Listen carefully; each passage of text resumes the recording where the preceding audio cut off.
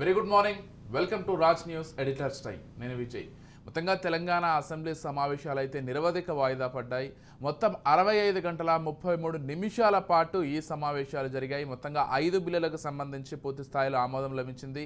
32 ప్రశ్నలపై సభలో చర్చలు కొనసాగాయి. మొత్తంగా అధికార ప్రతిపక్షాల మధ్య వాదోపవాదాలు అయితే ఈసారి కొంత బలంగానే వినిపించాయని చెప్పుకోవాలి. గతంతో పోలిస్తే ఈసారి అటు ప్రతిపక్షం కూడా కొంత బలంగా ఉంది కాబట్టి అధికార పక్షం కూడా ప్రతిపక్షానికి మాట్లాడే ఛాన్స్ ఇచ్చిందనేటువంటి వాళ్ళ వర్షన్ కూడా వినిపిస్తున్నారు. కాబట్టి మొత్తంగా అయితే అధికార ప్రతిపక్షాల మధ్య చర్చలు కొంత వాదోపవాదాలుగానే సాగాయి. మొత్తంగా అన్ని అంశాలకు సంబంధించి అనేక చర్చలు కూడా కొనసాగాయి. అసలు ఈ మొత్తం అసెంబ్లీ సమావేశాలు ఏ విధంగా కొనసాగి దీంతో పాటు మరిన్ని అంశాలకు సంబంధించి మనతో పాటు డిస్కస్ చేయడానికి మా పొలిటికల్ ఎడిటర్ అరవింద్ కొల్లి గారు సిద్ధంగా ఉన్నారు. వారిని అడిగి మరిన్ని విషయాలు పూర్తిగా తెలుసుకునే ప్రయత్నం చేద్దాం.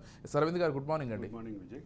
మొత్తంగా అయితే తెలంగాణ అసెంబ్లీ సమావేశాలు నిరవధిక వాయిదా పడ్డాయి. దాదాపు 5 బిల్లులకు సంబంధించి ఆమోదం కూడా తెలిపారు ఈ అసెంబ్లీ సెషన్స్లో. నేను అన్నట్లుగా ప్రతిపక్ష అధికార పక్షాల మధ్య ఈసారి కొంత బలంగానే వాదన జరిగింది. సో ఎలా జరిగాయి ఈసారి అసెంబ్లీ సమావేశాలు? ఈసారి అసెంబ్లీ సమావేశాలకు సంబంధించి బడ్జెట్ పైన చర్చ తెల్లవారుజామున 3 గంటల 30 నిమిషాల వరకు కొనసాగిన చర్చ మరుసటి రోజు మళ్ళీ 10 గంటలకే సెషన్ ప్రారంభం కావటం. ఇది ఒక ప్రజాస్వామ్యయుతమైనటువంటి సానుకూల పరిణామంగా చూస్తే ఈ అక్క తమ్ముళ్ళ పంచాయతీ రాష్ట్ర పంచాయతీగా మార్చినటువంటి విధానం మాత్రం కొంచెం ఇబ్బందికరమైనటువంటి అంశమే. అక్కతోటి చనువుగా ఉండేటటువంటి తమ్ముడుగా భావించేటువంటి, అంటే అక్క అయినటువంటి సబితాయింద్రారెడ్డికి తమ్ముడిగా భావించేటటువంటి రేవంత్ రెడ్డికి జరిగినటువంటి ఈ సంవాదం మొత్తం మహిళా లోకాన్ని ఉద్దేశించి చేశారు అంటూ ఒక పక్కన వాదన అయితే, లేదు నేను స్పెసిఫిక్గా సబితాయింద్రారెడ్డి యొక్క వ్యవహార శైలిని, ఆవిడ కాంగ్రెస్లో 10 సంవత్సరాల పాటు కీలకమైనటువంటి శాఖ నిర్వహించి తర్వాత వెళ్ళిపోయినటువంటి వైనాన్ని నేను టార్గెట్ చేశాను అంటూ ముఖ్యమంత్రి కానీ ఉప ముఖ్యమంత్రి కూడా ఒక బలమైనటువంటి వాదన వినిపించారు. సిఎల్పి లీడర్గా దళితుడితో పనిచేయటం ఇష్టం లేకనే సబితాయింద్రారెడ్డి వెళ్ళిపోయారు అంటూ ఆయన ఒక వాదన తీసుకొచ్చారు. ఈ రెండు ఎక్స్ట్రీమ్స్లో ఇవి చూస్తే ఇంకొక సానుకూలమైన అంశం ఏంటంటే, బడ్జెట్ పైన మామూలుగా చర్చ లేకుండా పద్దులన్నీ గిలిటన్ అయ్యే పరిస్థితి నుంచి అంతో ఇంతో చర్చ జరగటం, ముఖ్యంగా విద్యుత్ శాఖ పద్దుల మీద, ఇరిగేషన్ శాఖ పద్దుల మీద, ఇట్లాంటి వాటి మీద సుదీర్ఘమైనటువంటి చర్చ జరగటం, ఇది ఒక సానుకూలమైన అంశం. ఇవన్నీ ఇట్లా ఉంటే సభలో ఆమోదం పొందినటువంటి బిల్లు ఏదైతే ఉందో ఆ బిల్లుకు సంబంధించినటువంటి అదే రోజు శంకుస్థాపన చేయటం. నేను మాట్లాడుతుంది స్కిల్ యూనివర్సిటీ గురించి. స్కిల్ యూనివర్సిటీ బిల్లుని సభ ఆమోదం పొందింది. ఇక గవర్నర్ ఆమోదానికి వెళ్ళలేదు. ఈలోపే వెళ్ళేసి అంటే ప్రభుత్వం ఆ విషయాన్ని ఎంత ఫోకస్గా పనిచేస్తుంది, ఆ ముచ్చెర్ల ఏరియాలో ఏ రకమైనటువంటి డెవలప్మెంట్ని ప్రభుత్వం ఆశిస్తోంది అని చెప్పడం కోసం ప్రభుత్వం స్పీడ్కి దీన్ని ఉదాహరణగా చెప్తాను నేనైతే. ప్రభుత్వ చిత్తశుద్ధిగా కూడా ప్రభుత్వం యొక్క స్పీడు ఆ ఏరియాలో ఫోకస్గా పనిచేయాలనే ఆలోచన, ఇన్ఫ్రాస్ట్రక్చర్ డెవలప్మెంట్ కూడా ఆ ప్రారంభ సభలో ముఖ్యమంత్రి ఇచ్చినటువంటి క్లారిటీ, అదే సందర్భంలో ఆర్థిక శాఖ మంత్రి, ఉప ముఖ్యమంత్రి, ఆర్థిక శాఖ మంత్రి అయినటువంటి బట్టి విక్రమార్క ఇచ్చినటువంటి క్లారిటీ. రెండో పక్కన అక్కడ భూసేకరణతో ఇబ్బంది పడుతున్న రైతులకు ఇచ్చిన భరోసా, ఇవన్నీ అయితే కొంచెం సానుకూలంగానే కనిపిస్తున్నాయి. ఇప్పుడు హైదరాబాద్ నగరానికి ప్యారలల్ నగరం కాబోతుంది ఆ పర్టికులర్ ఏరియా, బేగరికంచ అండ్ చుట్టుపక్కల ప్రాంతం అని ఏదైతే ప్రభుత్వం భావిస్తుందో, ప్రభుత్వం చెప్తుందో దాన్ని కొంచెం బలంగా వినిపించారు. ఇక అదే సందర్భంలో ఈ సెషన్లో ఇంకొక ముఖ్యమైన అంశం ఏంటంటే, చివరికి కేసీఆర్ సభకి ఒకరోజు, అది కూడా సభలో మాట్లాడటానికి అవకాశం లేని రోజు, బడ్జెట్ ప్రసంగం రోజు వచ్చి బడ్జెట్ ప్రసంగం విని బయటకు వచ్చి 2-3 నిమిషాలు మాట్లాడేసి వెళ్ళిపోవటం, ఇది కూడా ఒక హైలైటే. ఎందుకంటే అసలు సభకు వస్తాడా రాడా అన్న మన మీమాంసని పక్కన పెట్టి దీనికి ఒక క్లారిటీ ఇచ్చారు. అయితే సభలో మాట్లాడే అవకాశం లేని రోజు మాత్రమే సభకి రావటం మూలంగా ఆయన ఏ ఇండికేషన్ ఇవ్వాలనుకున్నారో ఇక అది ఆయన ఇష్టం. అదే సందర్భంలో ఇక్కడ ఇంకొక అంశం కూడా చెప్పాలి. బడ్జెట్ ప్రసంగం తర్వాత ఎమ్మెల్యేలందరూ బయలుదేరి, బీఆర్ఎస్ ఎమ్మెల్యేలందరూ బయలుదేరి మేడిగడ్డ కాళేశ్వరం ప్రాజెక్టులో భాగమైనటువంటి మేడిగడ్డతో పాటు మిగతా ప్రాజెక్టులు మానేరు, అప్పర్ మానేరు, వీటన్నిటిని చూడటానికి వెళ్ళారు. ఓకే. మరి మీరేమో కేసీఆర్ కూడా వెళ్తాడు, కేసీఆర్ అక్కడి నుంచి ప్రసంగిస్తాడు అంటే నేను కూడా నిజమే నమ్మా. మరి మా విజయ్ అంచనాకి కేసీఆర్ అందలేదు. కేసీఆర్ అంటే అంచనాలకు అందని వాడు అని అంటారు జనరల్గా. అట్లాగే మీ అంచనా కూడా అందలేదు, మీ అంచనా కూడా అందలేదనే చెప్పాలి. అయితే ఈ మొత్తం వ్యవహారంలో కేసీఆర్ పార్టీ తమ వాదనని బలంగా వినిపించడానికి ప్రయత్నించినప్పటికీ ప్రభుత్వం తిప్పికొట్టడానికి ప్రయత్నించింది అని చెప్పటం తప్పదు. ఓకే. ప్రభుత్వము అది ప్రధాన ప్రతిపక్షం మధ్య ఈ వాదోపవాదాలు జరిగినాయి. అదే సందర్భంలో చివరి రోజు దానం నాగేందర్ మాటలకి బీఆర్ఎస్ వాళ్ళు అడ్డుపట్టడం, బీఆర్ఎస్కి దానం నాగేందర్ ఇస్తూ ఈ కౌంటర్ ఇచ్చే క్రమంలో కొన్ని పరుష పదాలు వాడారు అనేటటువంటి ఆరోపణ, ఇవన్నీ ఒక పక్కన ఉన్నాయి. సో మొత్తం మీద ఈ హాట్గానే తెలంగాణ రాష్ట్ర రాజకీయాల్ని ప్రతిబింబిస్తూ హాట్గానే తెలంగాణ రాష్ట్ర శాసనసభ కూడా జరిగింది. ఎక్కడ బుల్డోజ్ చేయలేదు. అంటే ఇక్కడ సహజంగా జరిగేది ఏమవుతుంటుందంటే సభ్యులు ఏదన్నా గొడవ చేయగానే సభ్యుల్ని సస్పెన్షన్లో బయటికి పంపించాలి అనేటటువంటి ప్రాక్టీస్ని చాలా కాలం నుంచి చూస్తున్నాం మనం. ఓకే. ఇది అసలు కనిపించలేదు ఈ సభలో. ముఖ్యమంత్రి స్వయంగా చెప్పారు, మేము సస్పెండ్ చేయము, సస్పెన్షన్లకి మేము వ్యతిరేకం, సస్పెండ్ చేయకుండా మేము మా వాదనని ఖచ్చితంగా వాళ్ళు ఇక్కడే ఉండి వినాలి, వాళ్ళ వాదనని మేము వింటామని ఏదైతే చెప్పారో అది ఒక సానుకూలమైనటువంటి అంశంగానే చూడాలి. సభలో ప్రతిపక్షాల మధ్య అధికార పక్షం మధ్య జరిగేటటువంటి వాదన ఖచ్చితంగా కొన్ని విషయాల్ని బయటికి తీసుకొచ్చేటటువంటి అవకాశం అయితే ఉంటుంది. ఆ డైరెక్షన్లో వెళ్తున్నటువంటిది వెళ్లాల్సినటువంటిది వెళ్తోంది కూడా. ఇప్పుడు అది ఒక సానుకూలమైనటువంటి పరిణామంగా చూడాలి. సభలో సభ్యుల మాటలకి, సభ్యులకి సంబంధించినటువంటి హక్కులకి, అదే సందర్భంలో సభ్యులకు సంబంధించినటువంటి ప్రతిష్టని దిగజార్చేలాగా చేసినటువంటి కొన్ని వ్యాఖ్యలు, అదే సందర్భంలో దానికి రిలేటెడ్గానే లేదా దానితో సంబంధం లేకుండా మిగతా విషయాల్లో కూడా సభ గౌరవాన్ని తగ్గించేలాగా బయట కొంతమంది ట్రోలర్స్ చేసినటువంటి మీమ్స్ ప్రస్తావన కూడా ఇక్కడ వచ్చింది. మొత్తం మీద సభలో జరిగినటువంటి ఈ అన్ని అంశాలని కలిపి ఆలోచిస్తే మాత్రం సభ అయితే కొద్దిగా హాట్గా జరిగింది. రసకందాయంలో చర్చలు జరిగినాయి. అయితే బడ్జెట్ పైన పూర్తి స్థాయి చర్చకి సంబంధించిన అంశాల్లో ఎక్కడ ఇంకా ఉండాల్సినటువంటి అంశం అయితే ఉంటుంది. ఎందుకంటే 46 రోజులు 45 రోజులు సభ బడ్జెట్ సమావేశాలు జరిగే రోజులు నాకు ఇంకా గుర్తున్నాయి. దాంతో పోలిస్తే 9 రోజుల సెషన్ సరైన ఇది కాదు. కానీ బట్ సభలో ప్రధాన బడ్జెట్తో సహా అన్ని బడ్జెట్లు గిలిటైన్ అయిన రోజుల నుంచి చూస్తే ఇది ఒక గుణాత్మకమైన మార్పు అనే చెప్పాలి. ఇక అదే సందర్భంలో నిన్న ప్రభుత్వం ప్రవేశపెట్టినటువంటి 3 కాగ్ నివేదికలు కొంచెం కొన్ని ఇంట్రెస్టింగ్ పాయింట్స్ అయితే ఉన్నాయి.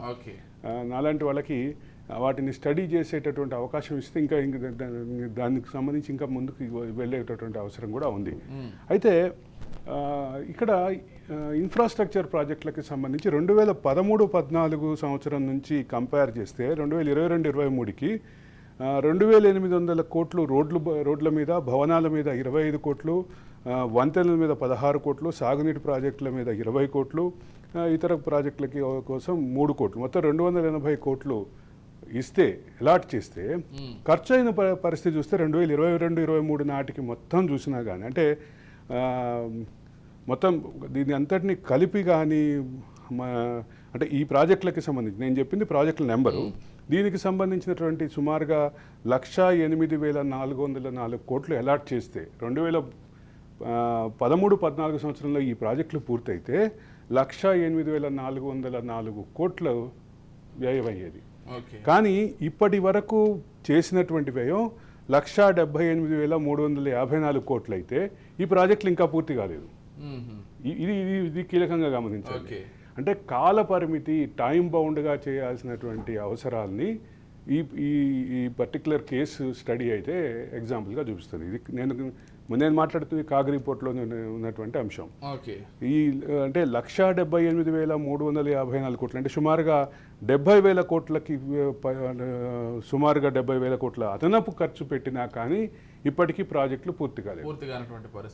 జనరల్ ఎస్కలేషన్స్ కాకుండా వచ్చేటటువంటి ఎస్కలేషన్స్ని కూడా కన్సిడర్ చేసుకుని ఆలోచిస్తే రాష్ట్ర ప్రభుత్వం మీద ఎంత భారం పెరిగింది అనేది అర్థమవుతుంది. ఇది కాగ్ రిపోర్ట్లో. సరే, కాగ్ రిపోర్ట్ని గత ప్రభుత్వం అసలు నెగ్లెక్ట్ చేసేసింది, కాగ్ రిపోర్ట్ మీద కొంచెం మాట్లాడటానికి కూడా ఇష్టపడలేదనే విషయాన్ని పక్కన పెడితే, కాగ్ రిపోర్టు అనేది ఒక checks and balance mechanism.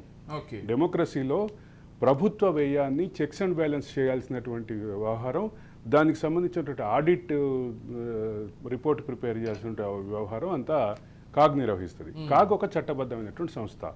CAG ఒక భారత రాజ్యాంగపరమైన ఇచ్చినటువంటి రాజ్యాంగబద్ధమైనటువంటి వ్యవస్థ. చట్టపరమైన వ్యవస్థే కాదు, రాజ్యాంగబద్ధమైనటువంటి వ్యవస్థ. కాగ్ రిపోర్టులో ఉన్నటువంటి ప్రధానమైనటువంటి అంశాలను కూడా గత ప్రభుత్వం విస్మరిస్తే ఈ ప్రభుత్వం ఎట్లా చూస్తుందో చూడాలి. అయితే ఈ అంశాన్ని నేను మూడు కాగ్ రిపోర్టుల్లో ఉన్నటువంటి ఈ ఒక్క పర్టికులర్ అంశాన్ని కనుక నేను ముందుకు తీసుకొచ్చి మనం చూస్తే, ప్రాజెక్టుల ఆలస్యం అవటం మూలంగా ఏదైతే భారం పెరుగుతోందో ఆ పెరుగుతున్నటువంటి భారానికి సంబంధించినటువంటి అంశం మీద క్లారిటీ వస్తుంది. ఒక పక్కన ప్రాజెక్టుని త్వరితగతిన పూర్తి చేయాలి. గతంలో మనం ఒక విషయం మాట్లాడుకుందాం. 218 కోట్లు ఖర్చు పెడితే 45,000 ఎకరాలకి అదనపు సాగునీరు వస్తున్నటువంటి పరిస్థితి. దాన్ని ఆ ప్రాజెక్టు 10 సంవత్సరాలుగా అంటే డిలే అవుతూ వస్తుంది. అంటే చిన్న చిన్న కంప్లీషన్కి సంబంధించినటువంటి అంశాలు, అంటే ప్రధాన ప్రాజెక్టు భాగం పూర్తయినప్పటికీ చిన్న చిన్న ముగింపు దశలో ఉన్నటువంటి కారణంగా ఆగినటువంటి ప్రాజెక్టులు. ఒకసారి మనం ఆలోచిస్తే 48,000 ఎకరాలకి నీరు ఇవ్వడానికి 248 కోట్లు ఖర్చు పెట్టి లెక్క చూస్తే, 1,00,000 కోట్లు ఖర్చు పెట్టినటువంటి కాళేశ్వరం నుంచి వచ్చినటువంటి ఇప్పటివరకు సాగులోకి వచ్చినటువంటి భూమి మాత్రం 98,000 కోట్లు ఎకరాలే. అంటే ఈ కంపారిజన్ ఒకసారి చూడండి. ప్రొడక్టివిటీ, కాస్ట్ బెనిఫిట్ రేషియోకి సంబంధించినటువంటి అంశాలు అర్థమవుతాయి.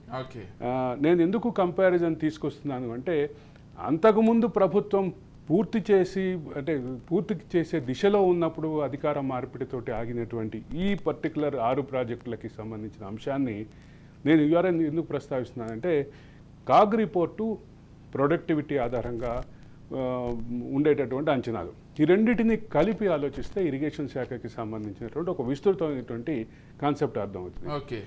ఈ 6 ప్రాజెక్టులు ప్రభుత్వం రాగానే పూర్తి చేసి ఉంటే ఈ 48,000 ఎకరాలకి సంబంధించినటువంటి సాగు భూమి ఏదైతే ఇప్పటికే వచ్చేదో దానివల్ల వచ్చేటటువంటి బెనిఫిట్ ఎట్లా ఉండేది అని క్లారిటీ వస్తుంది.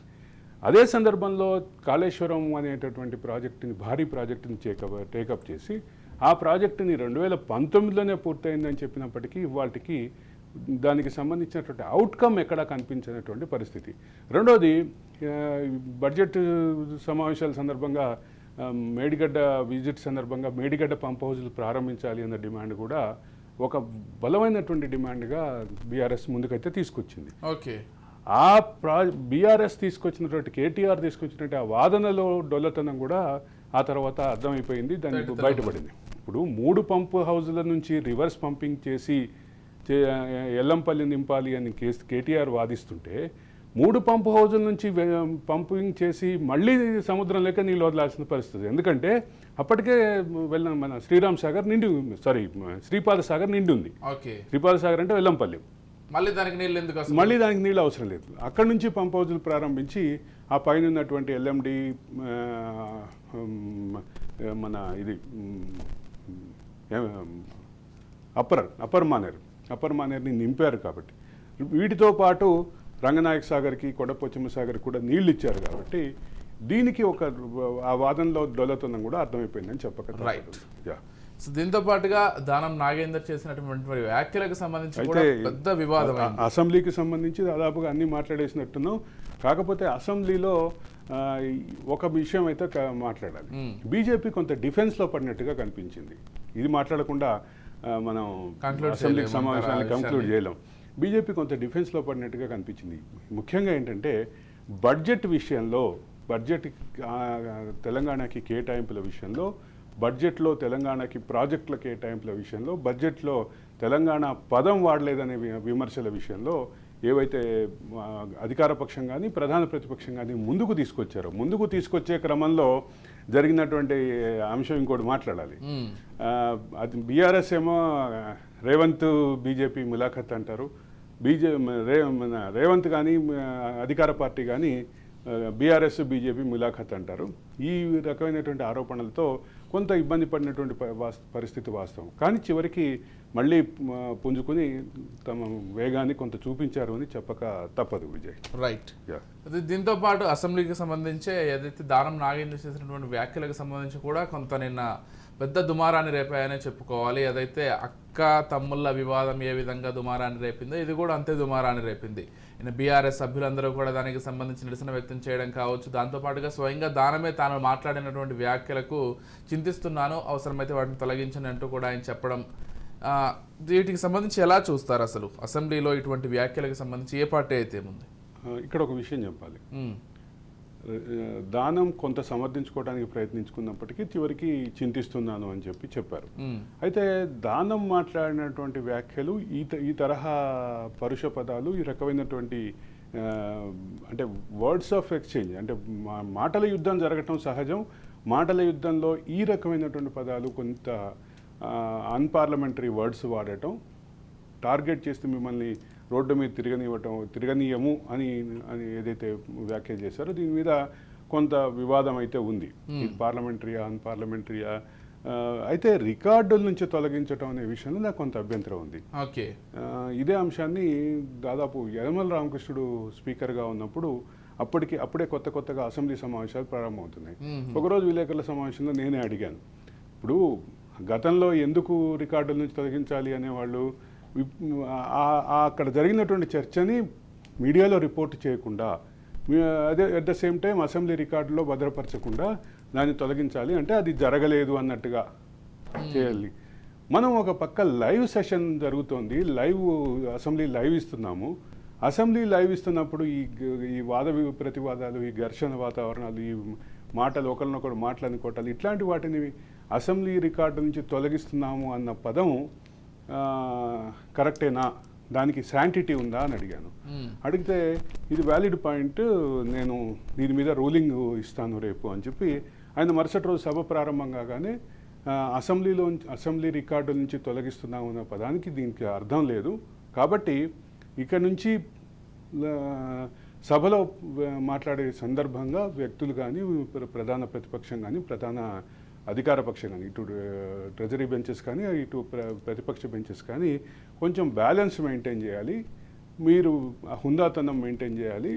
ఇక నుంచి అసెంబ్లీలో రికార్డు నుంచి తొలగిస్తాను అన్న పదానికి అర్థం లేదు అని చెప్పారు. ఎందుకంటే మొత్తం లైవ్లో వెళ్తుంది. అవును, లైవ్ వెళ్తున్నటువంటి నేపథ్యంలో దీనికి అర్థం లేదు అన్న వాదన, దాని మీద రూలింగ్ ఇచ్చారు, స్పీకర్ రూలింగ్ ఇచ్చారు. కాబట్టి ఆ రూలింగ్ ఇక్కడ కూడా వర్తిస్తుంది. కాబట్టి అసలు ఇప్పుడు తొలగిస్తున్నాము అనే పదానికే అర్థం లేదు. కాబట్టి ఇక్కడ ఇంకొక విషయం కూడా మాట్లాడాలి.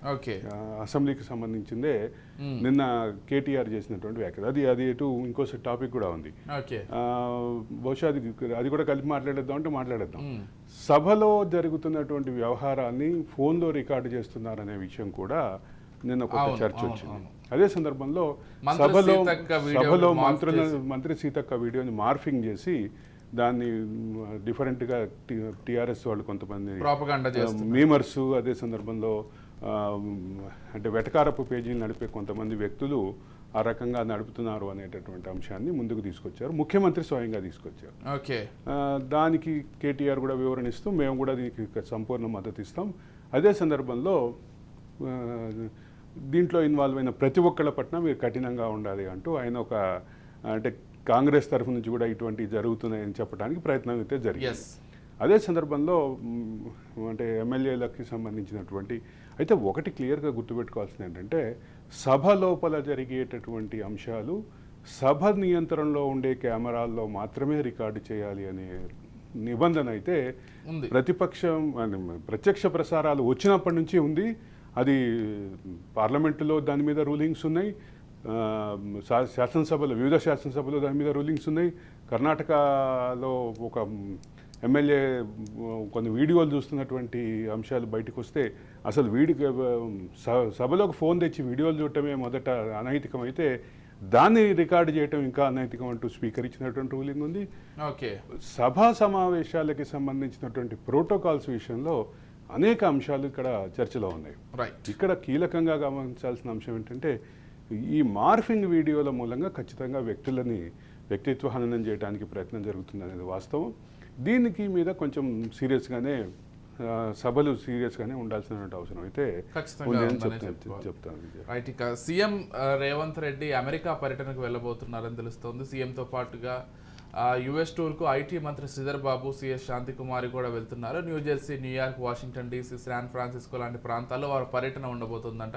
మొత్తంగా ఈ 2 రోజుల పర్యటనకు సంబంధించి అసలు ఏం జరగబోతోంది, పెట్టుబడులకు సంబంధించా లేకపోతే ఏంటనే చర్చ ప్రస్తుతం సాగుతోంది. అమెరికాతో పాటు కొరియా కూడా వెళ్తున్నట్టున్నారు ముఖ్యమంత్రి బృందం. దక్షిణ కొరియా కూడా వెళ్తున్నారు. అయితే ఇక్కడ అంటే మీరు చెప్పినటువంటి దాంట్లో లేని పేర్లు కొన్ని చెప్తాను నేను. 10 మంది ఎమ్మెల్యేలు వెళ్తున్నారు. ఓకే, మంత్రి కోమటిరెడ్డి వెళ్తున్నారు. 1 or 2 days తర్వాత వెళ్తున్నారు వాళ్ళు. ఓకే, వాళ్ళకు ఎమ్మెల్యేలు అయితే వ్యక్తిగత పర్యటనగానే వెళ్తున్నారు. ఇప్పటికీ ముఖ్యమంత్రితో అక్కడ సాన్నిహిత్యం పెంచుకోవడానికి వెళ్తున్నారు అనేటటువంటి అంశం అయితే క్లియర్. రైట్. అదే సందర్భంలో ఇంకొక అంశం కూడా ముందుకు వస్తుంది.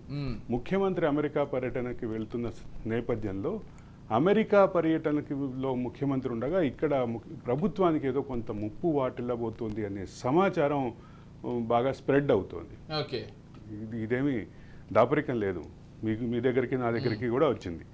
అయితే ఈ అంశానికి సంబంధించినటువంటి విషయంలో కొంత జాగ్రత్త, అదే సందర్భంలో మిగతా మంత్రుల మీద ఒక కన్నేసి ఉంచటం, దాంతోపాటు ఎమ్మెల్యేల కదలికల్ని పరిశీలించటం, ప్రతిపక్షాల కదలికల్ని పరిశీలించటం విషయంలో రేవంత్ రెడ్డి కానీ ప్రభుత్వ ఇంటెలిజెన్స్ శాఖ కానీ సీరియస్గానే ఉండేటటువంటి అవకాశాలు అయితే ఉన్నాయి.